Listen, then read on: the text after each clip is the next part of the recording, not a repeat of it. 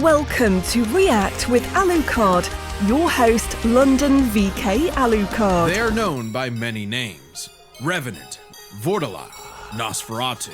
Vampires! Right. When the moon is out and the night is young, these undead demons are out for blood. Fitting.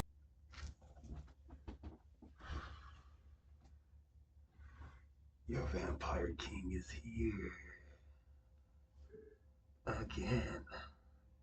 I want to wish y'all a happy Halloween. Your vampire king decked out in the king, the cape, the t-shirt, and of course,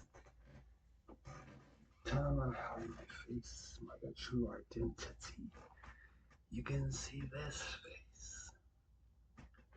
It doesn't mean I would not bite you with the blood. I want to wish y'all a happy Halloween. And I got Halloween charm bracelets. Look at them.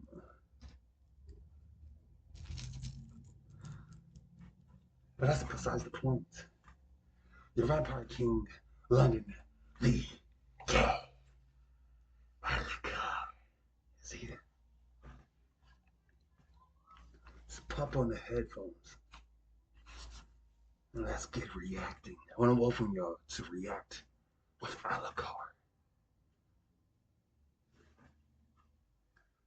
Let's play it.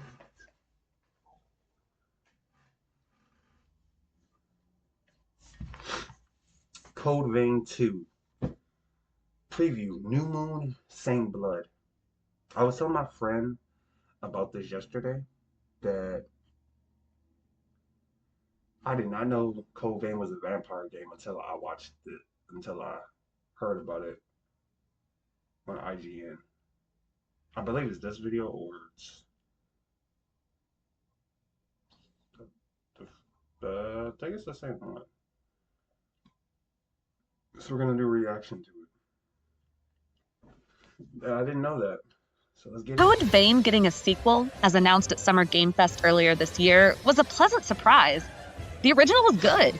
It was one of those games that didn't necessarily blow people away, but was fun popcorn for action RPG fans who like deep character creators, over-the-top plots, and far more weapons and customization choices than any person can. Let me know your thoughts in the comments. Would y'all want me to play Code Vein? I know Red Arrow ain't gonna want that, but if y'all want it, let me know in the comments. Show me it in the comments. Tell me in the comments. Make sure y'all like this video. If I see that viewer count go up, tells me that y'all want to play it. But regardless, I'm still gonna play it anyway. Same with the Vampire Masquerade. And I might actually start doing some Brawl Star too, because I've been getting back into that. Because they just dropped the DLC for Vecna from Stranger Things, and don't y'all worry, the Vampire King is going to get on that Stranger Things trailer too. Just stay tuned for it. Reasonably keep track of. But good or not, loads of excellent games in this genre never resurface after their initial debut. So Bandai Namco being willing to return to its twist on vampires and take another crack at perfecting the pitch is some seriously good news. And I didn't think about sure, it for the developer has disavowed any plot connections to the original, which has some fans worried. But I just got 45 minutes of hands-off time with Code Vein 2, and so basically Code Vein is like different from other vampire games where it's like it shows the premise of vampires and you can see the fangs, but I don't think, because I played only a little bit of Code Vein 1, and Code Vein 1 is different from Code Vein 2 because it's a different director that made it. Because I don't think they really bite like vampires, because they use a majority of weapons and use like blood essence and all that is their thing. Came out feeling confident that, direct sequel or no, this follow-up feels like a far more fully realized version of the fast-paced, flashy action RPG that Code Vein 1 was always striving to be. And I think Code Vein 1 is co-op, I believe. I'm gonna find out if it is. You know your boy's going to play that, and I got to get my bestie, Gothic Goddess Zai. I'll leave her channel in the description. Because right now she's doing a Sims. Or not a Sims. She plays variety of games, but she's goth. And me and her hit it off as best friends because I'm a vampire and I like vampires and I like goths and emos too. And she like goths and vampires and emos too. And I'm like, oh, two best friends. Right now she's playing Warframe. She plays Warframe. She plays Enzoid, the game that just came out. They just added a DLC. I will be doing a reaction to oh, actually, you know what? I'll do a reaction to that and I'll drop that today too. And then tomorrow I'll drop my DC. Red Arrow's going to drop his DC videos. And he's going to be doing a reaction to Invincible. They dropped another trailer. He'll be doing a reaction. But I'm going to actually do that reaction because it's horror themed. So y'all get that too. If not today, tomorrow.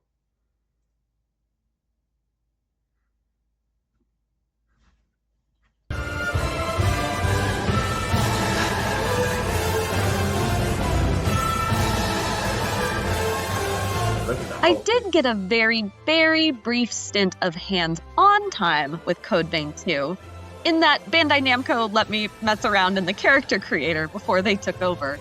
No huge surprises here, but if you liked the robustness of Code Vein 1's character creator and can spend hours tweaking eyebrow shapes, I've got good news for you. You can choose from preset designs, of course, for folks who don't want to sit on this screen all day. But you can also adjust minute details like teeth and ear shapes if that's more your bag. I had a lot of fun picking out a really big, silly hat for my character to wear. One of my favorite elements of the creator is the ability to select an outfit and then turn on and off certain pieces of it. Love a cute dress, but hate the weird garter it makes you wear with it? Just turn it off. Oh, that's cool. So, like, if I put a crown, since I am a king, if I put a crown on my head, I can take it off, put it on. That'd be cool because then like I could say I do a cutscene with the crown on, and then do gameplay with the crown off. Ooh, just like how I do in my WWE videos where I have in my entrance me with the crown on, and then fighting with the crown off. Once I had settled on a cute hat and hairstyle, I handed the controller back over to the devs and sat back to watch what they had to show me. So you get another the mission they elected to demonstrate was one where the player is sent off with a partner, a buddy, named Josiah, to restore power to a city area.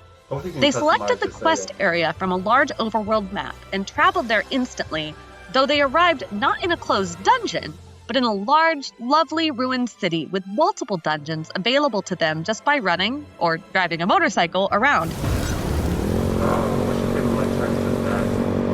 I got to watch some gameplay both from an optional dungeon near where we landed and from the actual objective dungeon itself, a substation, where the hero might be able to get the city's power running again.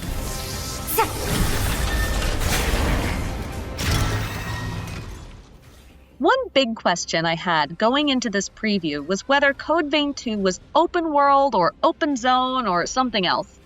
After chatting with the team, asking about the issue several times, and watching the demo, I'm still not 100% sure how to answer this. The team says it's not open world, but also kept saying Code Vein 2 had one single overworld, and that traveling is a bit more open than in Code Vein 1. There does seem to be a lot of interconnectivity. I watched the hero zoom around the outdoor area on a motorcycle, with Josiah adorably sitting cross-legged on the back, and covering some meaningful distance without running into artificial walls. But it's possible there were some much further along. Director Hiroshi Yoshimura also told me that the overworld is significantly bigger than Code Vein 1, while the dungeon sizes are roughly the same. Bag rack. When I asked about the world, director Yoshimura repeatedly pointed out that the focus was less on exploration and more on the various character companions you'll meet in Code Vein 2. You'll be traveling to points in the world specifically for missions tied to these characters that will let you get to know them better. Okay. Much of Code Vein 2 does indeed seem to be centered around these buddies, or partners as they're now called, even more so than the first game, since the sequel won't feature co-op. That's the step. Sweet. In my preview, I got a decent look at some of the partner dynamics between the main character. So there's no co-op for Code Vein 2? I wonder if that was... These buddies, or partners as they're now called, even more so than the first game, since the sequel won't feature co-op. That's shitty. Come on, devs. Y'all should have made that co-op. So the first one was co-op. Okay, so never mind on Accent's Eye to play then. I mean, they still could make it co-op. But I still asked her to do a video with me. Where we can play it just like how Red Arrow and Hyperspeed, how they do co-op. Well, not co-op, where they play the game too, and both of them put their videos in the same video, what they do with their Lego. We could do that. Me and Zai can do that with ours, with Code Vein, where y'all can see mine's at one screen, hers in the other. Because then you get two different dialogues, and us doing different missions probably. That would be cool. I'm gonna ask her. Step.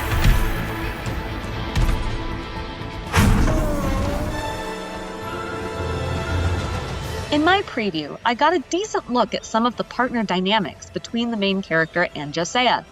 Josiah's got a big ol' sword she swings around, slow but powerful, and at different points I saw her light it on fire for both close-up and long-range attacks. You're dead!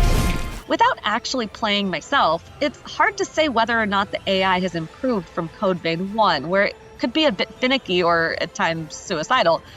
Though if you hate dealing with AI partners at all, they can assist you in Code Vein 2 via assimilation, effectively removing them from the battlefield, but giving yourself significant stat boosts and powerful new abilities to compensate.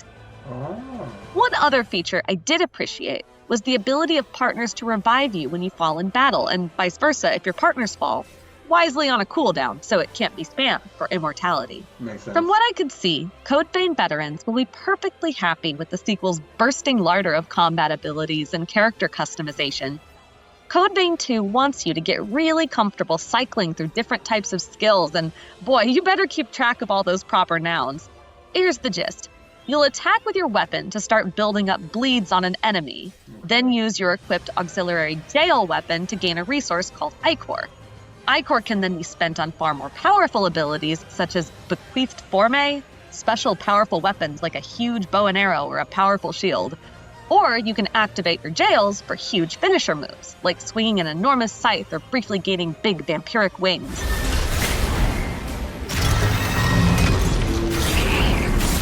I don't mean to spend this whole preview lamenting that this was a hands-off demo, but man, I wish I could have gotten a hold of a controller just to muck around in the menus. Code Vein 2, like its predecessor, seems to benefit from just trying stuff out and seeing what's fun and effective. And even with just the options I saw in the demo, I feel like I could waste a lot of time wildly flailing around with different combinations until I was happy with my particular expression of combat.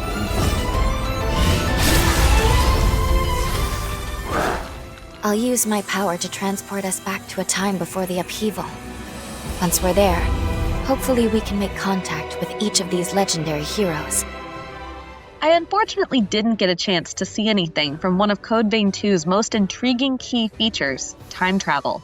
It takes place in a present day, where a horrible calamity has taken place in the past, and you and your companions are given the ability to travel back in time and change history. Though you're strongly urged not to meddle with the past, obviously.